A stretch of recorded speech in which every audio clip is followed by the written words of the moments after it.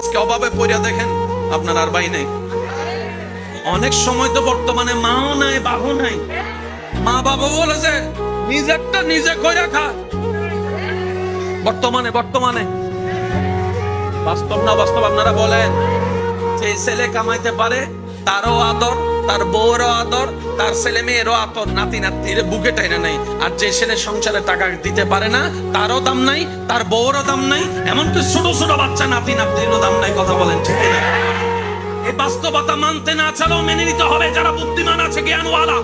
রব বলে যে দিলটা কাউকে দিস না যারা ভেঙে দিতে পারে, বরং দিলটা আমি রবের নামে ছেড়ে দে। আর আমি রব তেমন দয়াবান, পৃথিবীতে বাঙ্গা জিনিসের দাম থাকে না, কিন্তু তোর বাঙ্গা হৃদয়ের দাম তোর মার কাছে না থাকলে, বাবার কাছে না থাকলে, ভালোবাসার মানুষের কাছেও না থাকতে পারে, কিন্তু তোর বাঙ্গা হৃদয়ের দাম আমি রবের কাছে 24টা ঘন্টা আছে। সেজন্য দিলটা সবসময় দিতে হবে কাকে? একটু জোরে বলেন, আরো জোরে। বান্দা হিসেবে দিব আল্লাহকে, উম্মত হিসেবে দিব নবীকে।